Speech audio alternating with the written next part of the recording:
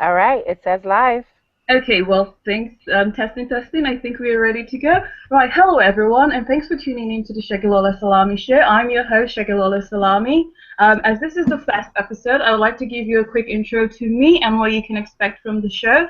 I am a self-published author of bilingual Yoruba English books. I have two works out and a third due to be published in March 2016. My first book is called Yetunde, The Life and Times of a Yoruba Girl in London. It follows baby Yetunde as she narrates the full tales told to her by her mom, Iya Yetunde.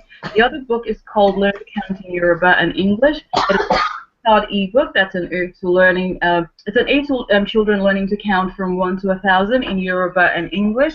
It is also useful to adults who also want to learn Yoruba. My third book, due to be released on the 6th of March 2016, is The Perfect Mother's Day's Gift. It's called Yetunde, an Ode to My Mother. I have a 1-year-old assistant, so you may hear her every now and then contribute to the discussion. She also reads books as well, but we're not going to go into that right away. On the show, we focus on all types of books by self-published authors, from fiction to non-fiction, romance to sci-fi, as well as whatever is latest in the in the self-publishing world. I would also have a self-published author to discuss one of his or her books. Today I have with me on the show Desiree Moody. According to Desiree, she's been writing since before she could talk. She's the author of a new book called White Rabbit, which is her first novel. Hello, Desiree. Hi. Um, Also on the show, I have with me Wilnona Marie, JD, Shelby, and together they are the authors of a book called And I Thought Divorce Was Bad. Wilnona Marie has been writing professionally since she was 17. JD is an organizer of book readings and events, and she's also a lover of books. Shelby is a spoken word performer and poet. Hello, ladies. Hi, how you Hello. doing? Hello. Yes, hi. Okay, so there's a website called Goodreads, and it's kind of like it's like Facebook for book authors or book lovers. So as a Goodreads author, I find that a lot of authors make a lot of effort to get reviews for their book. Personally, I always look for reviews for products before buying, but not so much, for books that I want to read. Well, this was before I became a self-published author. I think reviews are quite subjective. Well, I guess also it depends on the book.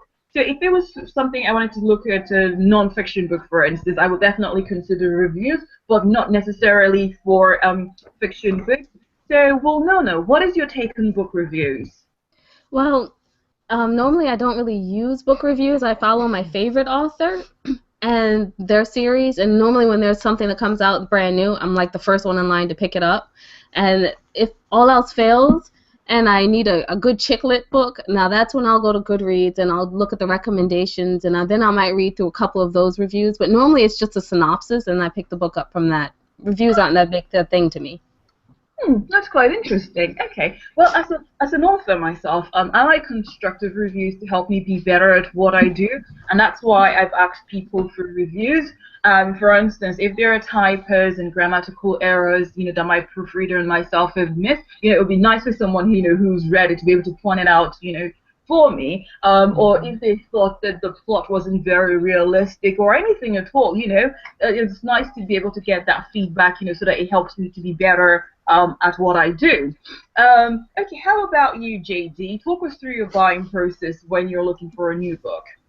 Well, most of the people that I know are readers, and so most of the time we just tell each other about the new authors that we found and we like. But sometimes when I'm deciding on buying a certain type of novel, maybe like a mystery novel, I sit down and I read the Amazon reviews. I do like the best one and the worst one, and I try to just use my own judgment from there. Hmm. Okay, that's quite interesting. And how about you, Shelby? Well, for me, I kind of just go with my own feel, but there are times when I will look at reviews. It really depends on the kind of book I'm looking at. I tend to look at reviews for like self-help books to get an idea what the book is about and the impression people have on the book. But I Yeah. know that also people can be kind of hard or overly critical on some books, so I kind of just go with my own feel and give the book a try. Okay. So just going back to you, Wilnona, I know you've said that you've got your own favorite authors, but don't you read books by authors outside of your favorite ones? Like, how do you discover new books? Well, I normally discover new books, well, first of all, by the Goodreads recommendation, and then a friend will tell me about a book, but that's normally like what I do. I love chick lit, so if you write chick lit, I'll give any chick lit book a try. Oh, good. Okay, and Desiree, what one tip would you give a newbie author with regards to getting reviews? Well, I think that the first thing, and this kind of echoes a lot of what the other ladies have said, is you want to put a lot of energy into the description. Because as you've heard them all say, the description really is the first thing that they look for, and it's the first thing that I look at as well. And only if I'm iffy after the description will I go to the reviews. But reviews are important, definitely, and I would just say you aren't going to get reviews if you're not asking for them. I think that the majority of readers out there don't really understand how important and how crucial reviews are to independent authors, and so you have to tell them. You have to tell them, and you have to ask, and you can't just ask once. You need to be willing to ask multiple times and in creative ways. Okay, that's good. Well, now that the serious stuff is out of the way, we're going to look at Desiree's book. It's called White Rabbit.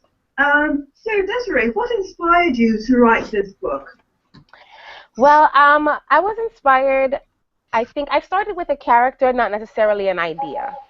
A lot of people, when they write, they kind of start with an idea. For me, it was a character who just kind of occurred to me one day, popped into my head the same way, your imaginary friend would pop into your head when you were a child, and he kind of just stayed there, and he kind of lived with me there. Yeah. For a while, and I would just kind of observe him. He was doing what he was saying. I tried to banish him from my mind a couple of times, but he never stayed away all the time, and so he was just kind of there. But again, like I didn't have a story around him. Yeah. It was kind of only when I decided that he should have a companion. And this is when I conceived of the Tess character. Once I sort of gave him a friend to play with, then that's when the story kind of started to form. Okay, that's good. And how long did it take you to write? Oh, man. A long time. I wish I could remember the year that I actually started, but I want to say that the beginnings of the actual book probably started way back in maybe 2007. Oh, wow, that's a long time. So, yeah, but it was fits and starts. It wasn't, all of these years of constant writing. First it was scenes. Okay, well, let me just get this scene out that occurred to me, and let me just get this scene out that occurred to me. And so for a long time, the book was just a random collection of scenes. And then as I learned more and got more serious, then it became like a solid first draft. But then even that first draft, it lacked a lot of form and structure, And then I went back to the drawing board after I learned much more about structure, and then wrote it again from an outline. And then once that happened, I had much higher hopes for it. And so even after that outlined draft happened, I did have to sort of revise it several times and resolve certain story issues. And then finally, once I got a little more confident in it, I gave it to a group of beta readers, and then after that, I hired an editor who did a phenomenal job with it. I just want to shout him out really quick. So, yeah, it was a long process, but the entire process was really a learning process. Good. So when did you start start putting it all together? When did you start writing it all together before you went to the beta readers? Last year, I would say last year. Last year was 2015. Maybe the later part of 2014, I should say. Okay. And then, so once I really, really got into my groove, I would say the whole process took a little over a year. All right. Okay. Well, if you haven't read Desiree's book, this is a spoiler alert. You can fast forward now if you don't want to hear the rest about the story. So, Wilnona, as you read the book, right? I take it you've read the book. Yes, I read the book.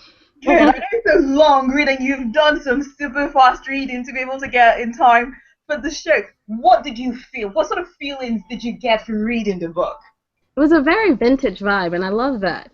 It took me back to Mickey Spillane. It took me back to the Dark Noir Private Eye. You kind of got like the cigarette guy, the guy smoking a cigarette with like a Glock on his side kind of feel. I mean, that's not what the book is about, but that's the feel that you get. Like it's something that you would. It's kind of the book that you would see like in a dark alley kind of thing. You know, it's the feeling that you would get in a dark alley, and that's the vibe that goes through the entire book. Okay, so would you say that for you, the author delivered with this book? Yeah. No, you don't have to be. I know she's on here, but we all like reviews. Like even if I don't offend easily. Go ahead. Go ahead. I don't offend easily. I'm sorry, I didn't actually hear the question, so I just threw an answer out. I apologize. Did the author deliver for you? When you read this book and you finished it, did you go, "Wow, that was a good read. I enjoyed that," or "Okay, well, I really like the characters, but then I would have liked something else." What did the author deliver? That's what I'm asking. Like, I don't know what your expectations were, but when you finished the book, did the author deliver for you? Well, the author gave me a nice ride, actually. I liked everything besides when he took a bath in that seedy motel. I was like, I would never put my body in that thing. Sorry, I don't see how that happened. I hope he had bleach. But that was it. Oh, I will duly note it for the sequel. Thank you. No more CD motel baths. Duly noted. Okay, Jade, when you read the book, how else do you think the book could have played out? Like, how, like sometimes you read a book, right, and you think, oh, okay, like, I'll give you an example. So I was reading this book, right? I like fantasy books. So I was reading this book where it was sort of like, demon land, and so there were all these different type of demon races, and then there was this reincarnated dragon, or it's not a dragon, it's just got wings, and they're like bat-like creatures, and a semi-demon, and they were having this fight, and they were like, oh, we're going to fight tomorrow, but they never actually said what the fight, they never told us what the fight was like, swords clashing sword, and then they never said to us, what the anatomy was, and I was like, oh, I would really have liked that, to learn about that. So what, in your opinion, do you think the author could have done? What were you looking for? Was there a thing you were looking for to finding out something that the author didn't put? Like, what would you have liked? How else do you think the book could have played out?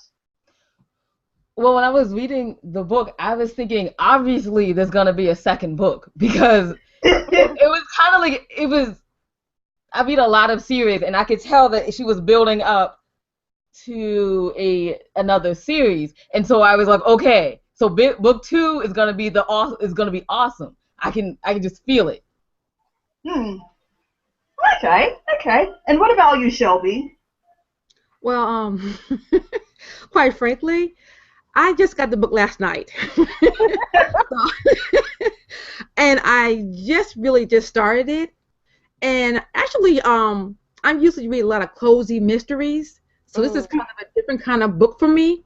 Yeah. So, but it has an interesting writing style.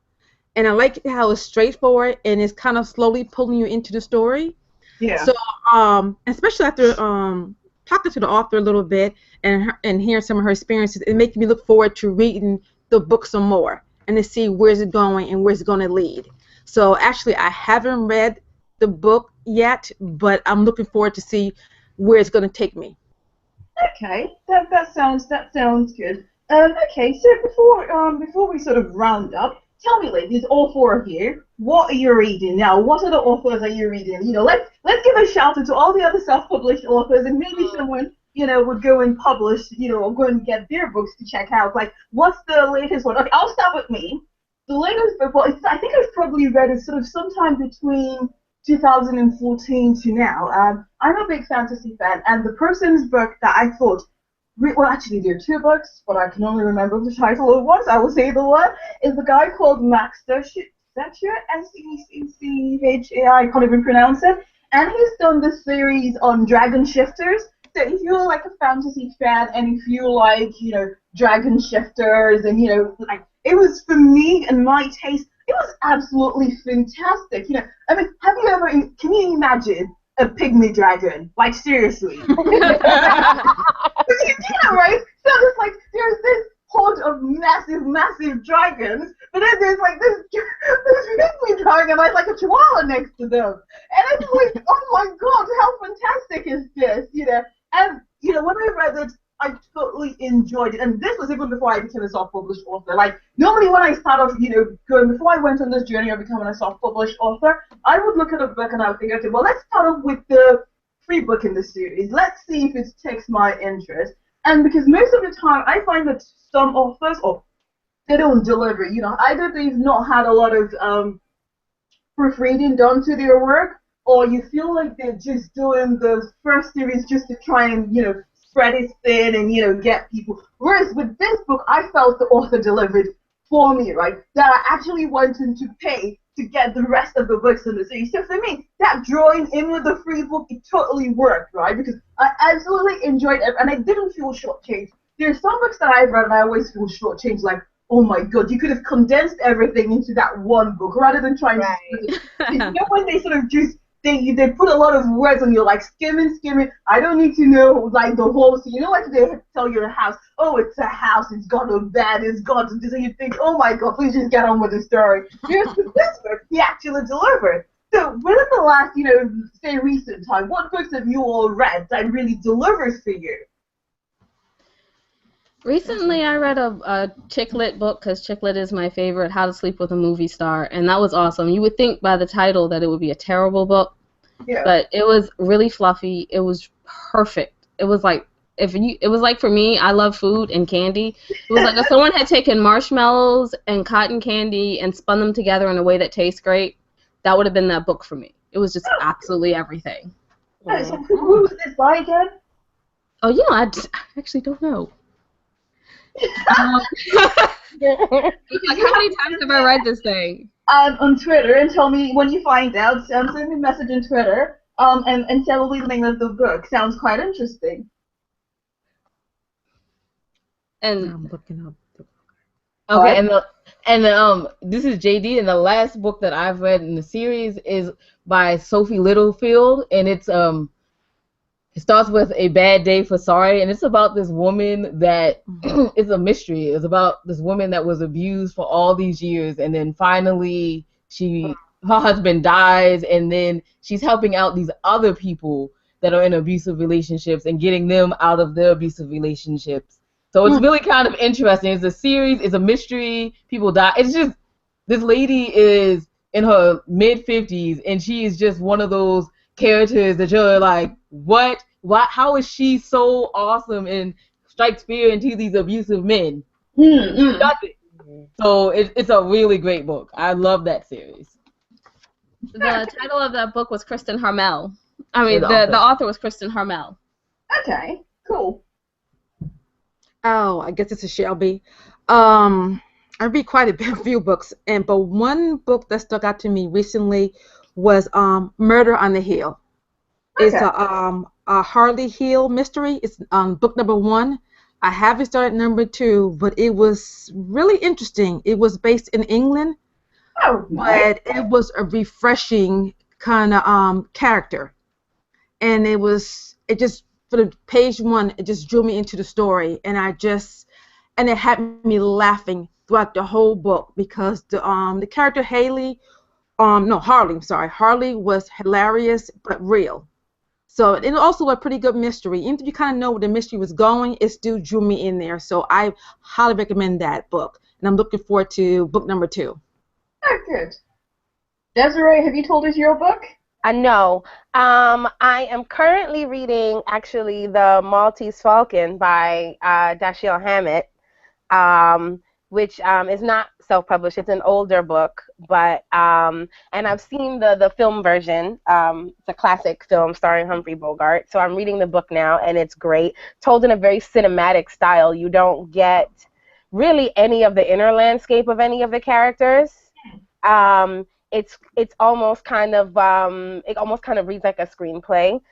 So that's been super interesting. But one of the latest self-published, since we want to shout out the self-published authors, one of the latest self-published books that I read that really stuck out for me is a book called Submerged by Cheryl K. Tardif. I hope I said that right. And this is a story about a man who is he is an emergency call operator, and he gets a call from a woman who was run off the road, and she has her 2 small children in the car with her, and they go into a lake. And this man, as you're reading the book, you realize it's revealed that this is very similar to the way that his wife and child died. So there's that connection between them, and it keeps you guessing till the end about what's going to happen. And that one really stuck out for me. So shout out to Cheryl for that book. Oh, good. Right. Well, thanks, ladies, for those shout-outs. And then just to go back, to what we were talking earlier on about book reviews. I would like to ask every book lover to please leave a review wherever you can, as your honest feedback usually helps the authors be better. I mean, I know it definitely helps me be better. And I have a tip to give to, aspiring authors and newbie authors. It may sound really obvious, but a lot of people don't do this. So when you're sending an email to someone who you've never met before, you've never communicated with before, so be it if you've seen a blogger's post and you've gone through their policy on, what books they do accept and if they're accepting books, and then you want to request a book, I think it's always good to start off with a clear subject line, so that a person knows, why you're contacting them, rather than just sort of spamming your email. And then when the person opens your email, a simple greeting would do. I mean, like when you see someone on the street and you wanted to ask for directions for instance, you'd be like, oh, hello, excuse me. You don't just go, hey, even then you still say, hey, you don't go, do you know where this, at least you would still put some sort of greeting. So, I mean, Not in New York, they don't. So true. Don't. I think a simple greeting would do. I mean, I've had times when people just go Segilola, and I'm like, right? What the hell are you? Who are you? Why are you?